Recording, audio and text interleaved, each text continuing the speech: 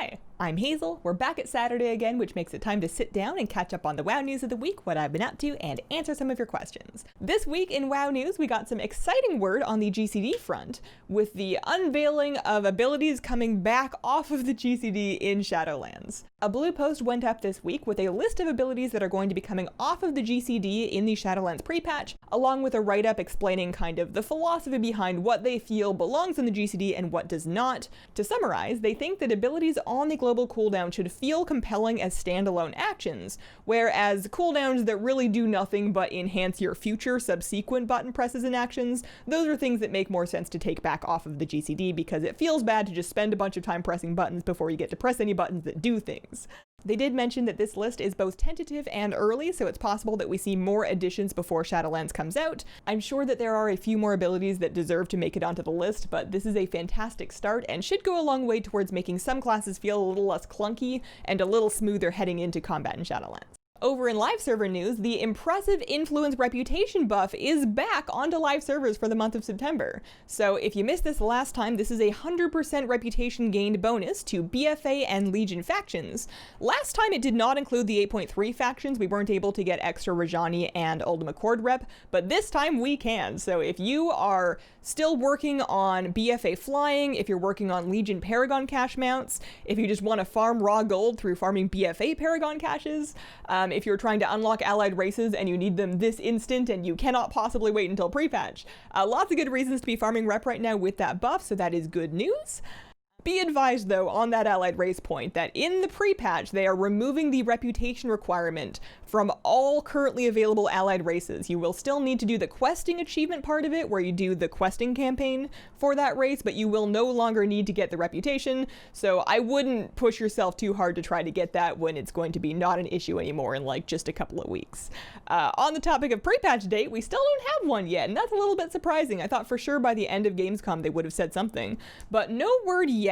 We can estimate that it's pretty good odds sometime in September, probably towards the end of September, right? I can't see a world where they push it into October and have like less than a month of pre-patch. So nothing confirmed yet, but it feels pretty soon.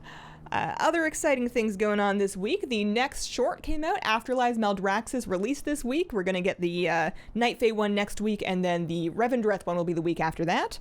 So after having seen the Maldraxxus one, it didn't excite me quite as much as Bastion did, and I could put that down to Necrolords being a little lower in my own personal rankings, or perhaps just the fact that I am, I think, more familiar with Uther and Arthas than I am with Draka. I remembered that she was Thrall's mom, and that's about as much as I remembered, so I needed to look up a little backstory to figure out what was going on, and I still don't really know why the demons were there, but an enjoyable short, and they did once again put an art print from the short on the Blizzard Gear store, available as like canvases and matted prints and all that, so it's a pretty safe bet at this point that they're probably going to do that for each of the 4 Afterlives shorts. So if you're looking for like a Covenant-specific themed piece of art for your favorite Covenant, then those will be available in the Gear store.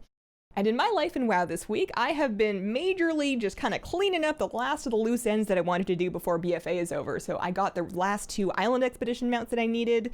I got my Glory of the War-Torn Hero done, the BFA Dungeon achievement. That was the first time I ever did that, like, while it was current. That was kind of fun. I've been getting the last couple of pets that I need. And I think that of all sort of end of expansion patches, I've really enjoyed 8.3. I feel like I've stayed pretty busy throughout the entire patch and had, I think, more fun this time around waiting for the next expansion that I did like at the end of Legion. I got a little bit bored at the end of Legion, and same goes for End of Draenor, but I feel like I've been pretty occupied the whole time this time, and that could be down to just how much content and how many collectibles were in BFA, and then partly the fact that I actually have like active friends and guildies that are playing right through the end of the expansion. Usually by this point in an expansion, everybody's gone. So it's been really fun having people around to just do stuff with, even when like the raids aren't super current anymore. I also finally managed to scrape together a regular group of people to run Shadowlands Dungeons with on beta to get footage for some guides, so I'm really happy with that. Those dungeons are so cool, and I'm really ready for a scene change from the BFA dungeons, and the new ones do not disappoint. They are gorgeous, they've got some really cool boss fights. I'm so excited. Outside of the game this week, it is going to be my birthday on Tuesday. I'm going to be turning 28 years old. And there's nothing else to say about that. I'm not really going to celebrate. I mean, I'm going to do a Mount Run stream because it's Tuesday. Maybe I'll wear a funny hat. No, I don't have a funny hat. Maybe I'll draw a funny hat. and then put it as a stream overlay. I have big plans, clearly. A quick reminder that there's only 1 week left to get the Kira and Joker merch from my merch store if that is something that you want before it rotates out. That's going to be going away on September the 12th. And actually this weekend, today and tomorrow, as you're watching this, if you got here really early on September 5th and 6th, I've got some giveaways to do on stream. Blizzard and Samsung have provided, there's an SSD, I've got some Shadowlands Epic Editions, I've got some beta keys. So giveaways going on Saturday, September 5th, so today as you watch it if you're here early, and then tomorrow over on my Twitch stream. And questions from this week, Vilonia's Bloodwing asks, are they removing the flight whistle completely when Shadowlands drops, or there just won't be one in Shadowlands? So the flight whistle is not being removed, it stays in your bags and it will continue to work in any areas that it already did work. They're not taking it away, they're just not adding a new one in Shadowlands, at least not as far as we can tell on beta in this first patch. We can cross our fingers that maybe that comes in a later patch. It's an odd thing for them to skip, given that we're going to be back on the ground again, and the flight whistle was kind of a nice thing to sort of ease that transition. But the one good thing is that there are a ton of flight paths. The zones are fairly dense in flight paths, so at least you shouldn't be running too far to get to one. But yeah, no new flight whistle in Shadowlands, but they are not taking away your currently existing one. And David asks, what do you recommend doing with shiny pet charms? Are there any newer pets outside of the top 10 you recommend boosting, or should I hoard the charms until launch and boost new stuff? So, minor clarification, shiny pet charms are the older ones with like the blue icon, and those are only usable to buy Warlords and Legion pet battle goodies, so like the pets and the toys that came out in Warlords and Legion. The polished pet charms are the ones we've been getting in BFA, and those are the ones that we can use to buy upgrade stones. And as of now, on the Shadowlands beta, they're not getting converted, they're not going away, nothing seems to be happening there, so the best course of action is going to be, I think, to hoard them. As many polished pet charms as you can have going into Shadowlands, the better off you're going to be pet battle-wise. You'll be able to buy upgrade stones to upgrade whatever pets turn out to be best for doing your Shadowlands pet battles. You'll be able to buy any new pet charm rewards that they're putting on the vendors, like right away. I haven't seen any yet, but I'm assuming there's going to be something.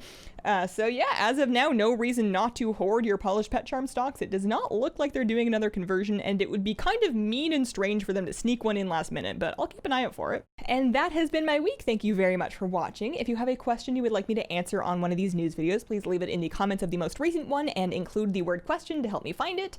Consider yourself invited to stop by a stream sometime if you like, and have a wonderful, wonderful day.